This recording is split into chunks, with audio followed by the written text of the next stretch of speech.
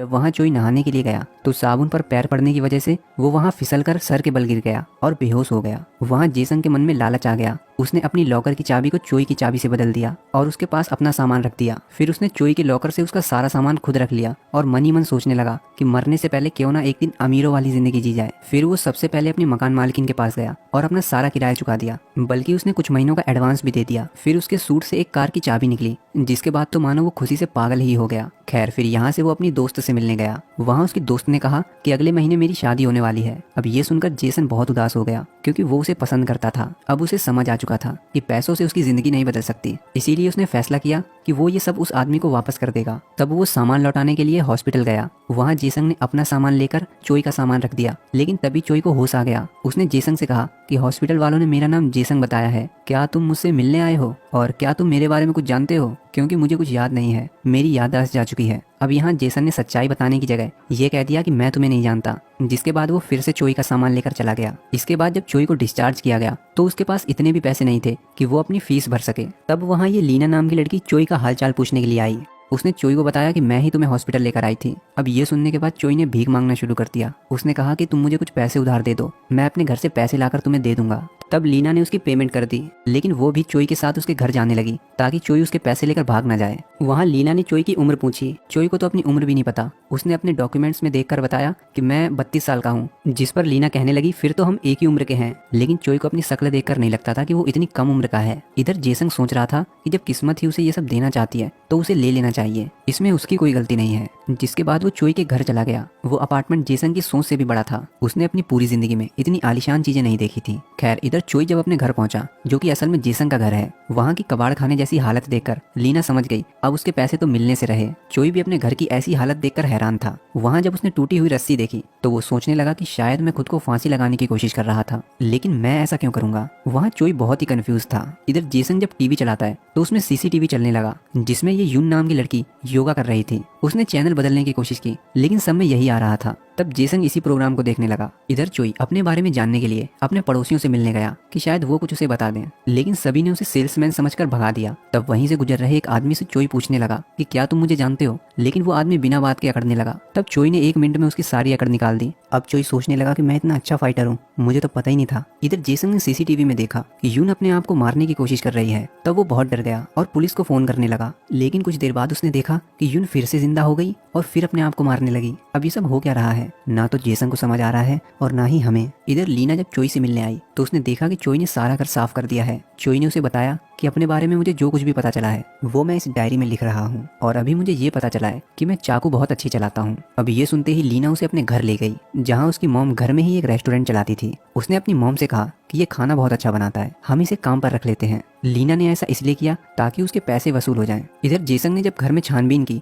तो उसे बहुत सारे पैसे मिले, जिसके बाद तो उसने अंधाधुंध पैसे खर्च करने शुरू कर दिए। फिर वहीं जेसन को एक खुफिया कमरा मिला, जिसमें तरह तरह के हथियार थे, नकली आईडी, नकली पासपोर्ट थे। वहीं उसने स्क्रीन पर यून को देख लिया। वहाँ जेसन ने दीवार पर लिखे चोई के प्लान को पढ़ा, जिससे उसने गलत अंदाजा लगाया कि चोई एक पुलिस वाला है और इस लड़की की जान बचाने के लिए उसे इस पर नजर रखने का काम सौंपा गया है। तब वो सोचने लगा कि चोई की तो याददाश्त चली गई है, इसीलिए अब मुझे ही इस लड़की की जान बचानी पड़ेगी। जेसन को ये भी पता चला कि वो लड़की इसी बिल्डिंग के किसी अपार्टमेंट में रहती है। तब वो हर अपार्टमेंट में जाकर चेक करने लगा, लेकिन वो उसे नहीं ढूंढ पाया। फिर उसने आकर सीसीटीवी में देखा कि वो लड़की फिर से मरने लगी और उसे गिरने की आवाज जेसन को भी सुनाई दे रही थी, जिससे वो समझ गया कि वो ऊपर वाले अपार्टमेंट में ही रहती है। फिर क्या, वो उसे जान पहचान बढ़ाने के लिए मिलने चला गया। इधर चोई इस रेस्टोरेंट का मेन शेफ बन चुका है। वो इतना अच्छा खाना बनाता है कि कुछ ही दिनों में उस रेस्टोरेंट के बाहर कस्टमर्स की लाइन लगने लगी। अब उसी रात चोई ने कैलेंडर में देखा कि उसे कल योंगसान स्टेशन पहुंचना है। तब उसने सोचा कि शायद मुझे वहां कुछ अपने बारे में पता चले, इसीलिए वो अगले दिन तैयार होकर वहां पहुंच गया। तब वहां एक आदमी उसे अपने साथ ले गया। क्योंकि जेसन एक एक्टर था,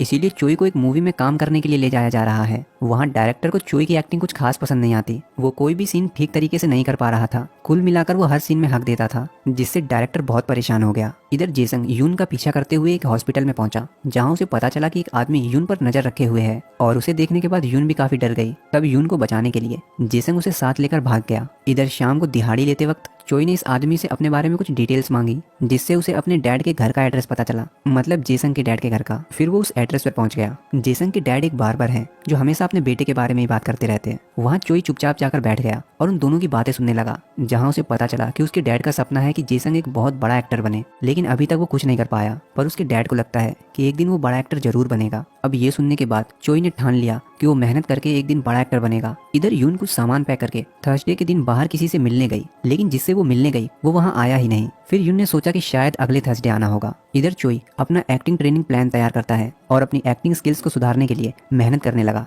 जैसे कि अपने डायलॉग्स को सुधारना, अपनी फिटनेस का ध्यान रखना। अब एक दिन चोई को एक फाइटिंग सीन में काम मिल गया। उसे लीड एक्टर के बॉडीगार्ड का रोल मिला था, जहां वो अपने कैरेक्टर में इतना चला गया कि हीरो के एक्शन सीन भी वो खुद ही करने लगा। तब हीरो कहने लगा, मैं क्या करूं, मैं जॉब छोड़ दूं। अब उसके एक्शन से खुश होकर डायरेक्टर ने उसे हीरो के राइट हैंड का रोल दे दिया, जहां ओवर एक्टिंग के 50 रुपए काटने की वजह डायरेक्टर ने पहले ही टेक में सीन को फाइनल कर दिया। जिसके बाद धीरे धीरे चोई दिन दोगुनी और रात चौगुनी तरक्की करने लगा, यहाँ तक कि लोग भी उसे जानने लगे। इधर जेसंग और यून की पहचान भी धीरे धीरे बढ़ती जा रही थी, यहाँ तक कि ये पहचान कब प्यार में बदल गई उन दोनों को भी पता नहीं चला। अब ऐसे ही एक दिन जेसंग को वहाँ चोई के क्लाइंट का फोन आया। तब उसने चोई बनकर फोन उठाया, जिसके बाद वो चोई बनकर उनसे मिलने भी गया। वहाँ इन्होंने कहा कि तुमने कहा था 25 तारीख तक तुम यून को मार दोगे, लेकिन वो तो अभी भी जिंदा है, तुम उसे जल्दी खत्म करो वरना हम ये काम किसी दूसरे किलर से करवा लेंगे। तब जेसंग समझ गया कि चोई कोई पुलिस वाला नहीं है, बल्कि वो एक किलर है जिसे यून को मारने का कॉन्ट्रैक्ट मिला है। अब इसलिए वो चोई के प्लान को जानने के लिए उसका पीछा करने लगा, लेकिन चोई ने उसे देख लिया। चोई को लगा कि ये कोई मेरा फैन है जिसे ऑटोग्राफ चाहिए, इसीलिए बेचारा इतनी देर से पीछा कर रहा है। अब उसी रात चोई को एक रोमांटिक सीन शूट करना था। वो एक्शन तो अच्छा करता था, लेकिन रोमांस उसकी बस की बात नहीं थी, इसीलिए उस सीन को कल के लिए पोस्टपोन कर दिया गया। जिसके बाद वो लीना से मदद मांगने के लिए गया। चोई कहने लगा कि अगर मैं एक बार प्रैक्टिस कर लूंगा तो कल सीन में अच्छे से कर पाऊंगा। तब लीना ने उसे अच्छे से प्रैक्टिस करवाई, जिसके बाद तो उसने इतनी अच्छी एक्टिंग की कि डायरेक्टर कट बोलना ही भूल गया। इधर यून एक बार फिर किसी के आने का इंतजार कर रही थी। तभी वहाँ जेसंग आ गया और उसे कहने लगा कि तुम जिसका इंतजार कर रही हो वो अब कभी नहीं आएगा, बल्कि तुम उसे देखते ही भाग जाना। असल में वो चोई के बारे में बता रहा है। यहाँ उसने यून से झूठ भी बोला कि मैं एक पुलिस वाला हूँ और मैं तुम्हारी सुरक्षा करूंगा मरते दम तक। इधर इन लोगों को जब पता चला कि यून अभी भी जिंदा है, बल्कि अब तो उसका एक बॉयफ्रेंड भी है, तब इनके बॉस ने कहा कि तुम्हारे पास एक आखिरी मौका है, किसी दूसरे किलर को हायर करो और यून को जल्द से जल्द खत्म करवाओ, साथ में उसके बॉयफ्रेंड को भी। फिर ये सब बैठकर सोचने लगे कि इस बार ये काम किस किलर को दिया जाए। तब इन्होंने एक किलर को मैसेज कर दिया, इसलिए कि जो पहले आएगा ये काम उसी से करवा लेंगे। लेकिन चोई ने इतना बड़ा नेटवर्क फैला रखा था कि ये सारे मैसेज उसी के फोन पे गए। इधर चोई आज लीना की फैमिली के साथ पिकनिक पर गया है। वो सभी यहाँ बहुत इंजॉय करते हैं। चोई के लिए तो ये बहुत ही अच्छा दिन था। अब वहाँ से लौटते वक्त बारिश होने लगी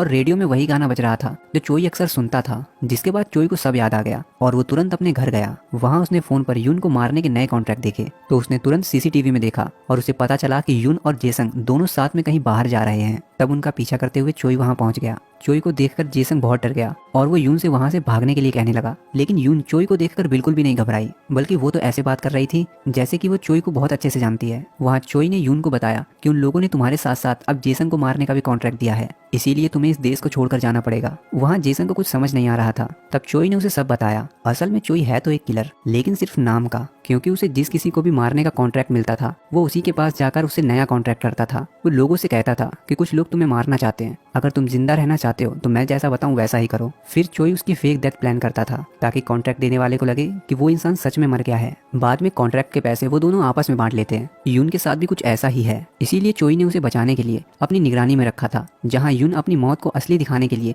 रोज प्रैक्टिस करती थी। लेकिन चोई की याददाश्त जाने की वजह से पूरा प्लान खराब हो गया और इसीलिए यून को देश छोड़ना पड़ेगा। यून जेसन को भी अपने साथ चलने के लिए कहती है, क्योंकि अब उसकी जान भी खतरे में है। तब जेसन कहने लगा कि मैं तो वैसे भी मरने वाला था, मेरे आगे पीछे रोने वाला कोई नहीं है, तुम मेरी चिंता मत करो। तब चोई ने उससे कहा, ऐसा नहीं है, मैं तुम्हारे डैड से मिला था, वो तुम्हें एक बड़ा एक्टर बनते हुए देखना चाहते हैं, इसीलिए तुम्हें जिंदा रहना होगा। अब इसके बाद चोई इन दोनों को बचाने के लिए प्लान बनाता है। चोई इन लोगों को फोन करके कहता है कि कल तुम्हारा काम हो जाएगा। फिर वो यून और जेसन को समझाता है कि हमें अपनी जिंदगी बचाने के लिए कल बहुत अच्छी एक्टिंग करनी पड़ेगी, क्योंकि अगर ऐसा नहीं हुआ तो वो लोग किसी दूसरे किलर को हायर करेंगे। फिर इसके बाद चोई घर जाकर लीना से कहता है कि मैं अब एक्टिंग नहीं करूंगा, क्योंकि मुझे सब याद आ गया है, इसीलिए मैं यहाँ से हमेशा के लिए जा रहा हूँ और जो तुम मेरे बारे में सोचती हो वो सब गलत है। अब अचानक ये सुनने के बाद लीना रोने लगी, क्योंकि वो चोई को पसंद करने लगी थी, जिसके बाद वो नाराज होकर वहाँ से चली गई। तभी लीना ने देखा कि चोई एक कार से कहीं जा रहा है। वो सोचने लगी कि चोई अभी तक इतना गरीब था और अचानक से उसके पास इतनी महंगी कार आ गई। लीना को कुछ गड़बड़ लगी, इसीलिए वो चोई का पीछा करने लगी। इधर ये लोग इंतजार कर रहे थे कि कब उन्हें यून की मौत का तमाशा देखने को मिलेगा। तभी वहाँ जेसन यून को लेकर आया। उसने सबके सामने यून को चाकू मार दिया। यून भी मरने की अच्छी एक्टिंग कर रही थी। तभी वहाँ चोई भी आ गया और जेसन को पीटने की एक्टिंग करने लगा। अब ये लोग ये सोच रहे थे यून के साथ साथ ये किलर्स भी आपस में लड़कर मर जाएं। इन दोनों की एक्टिंग चल ही रही थी कि तभी वहाँ लीना पहुंच गई। लीना की वजह से चोई का अच्छा खासा प्लान खराब होने वाला था। वो लीना को साइड में ले जाकर उसे इशारों में समझाने की कोशिश करने लगा और उसे वहां से जाने के लिए कहने लगा, लेकिन लीना कुछ समझने को तैयार ही नहीं थी। तब चोई जेसन को इशारे में कहने लगा कि खड़े खड़े मुंह क्या देख रहा है मेरा, तू ही मुझे चाकू मार देना आकर। फिर जेसन के चाकू मारते ही चोई ने यून की तरफ इशारा किया, जिसके बाद यून ने एक बड़ा कंटेनर उन पर गिरा दिया। वो कंटेनर नीचे से खुला हुआ था। अब ये देखने के बाद ये लोग बड़े खुश हुए। जब ये आदमी चेक करने के लिए गया तो उसे यून की डेड बॉडी दिखी और वो जैसे ही कंटेनर के पास गया तो जेसन ने नकली खून बहाना शुरू कर दिया, जिससे उस आदमी को पूरा यकीन हो गया। अब इनका बॉस ज्यादा खुश इसलिए था कि यून के साथ साथ वो दोनों किलर भी मारे गए। फिर इनके यहाँ से जाते ही ये लोग उस कंटेनर से बाहर आ गए। वहाँ चोई ने लीना को सब बताया, खासकर ये कि उसका नाम जेसन नहीं चोई है और वो 32 साल का नहीं 45 साल का है। ये सुनकर तो लीना के होश उड़ गए, क्योंकि चोई लीना के अंकल की उम्र का है। तभी लीना को याद आया कि आज चोई की मूवी के आखिरी सीन का शूट है, इसीलिए वो तुरंत चोई को सेट पर लेकर गई, जहाँ चोई स्क्रिप्ट को छोड़कर अपने दिल की बात बोलने लगा, वो भी लीना को देखकर। और तब लीना भी मान गई। फिर चोई लीना की फैमिली के साथ ही रहने लगा और चोई ने अपना पुराना काम छोड़कर एक्टिंग को ही अपना पेशा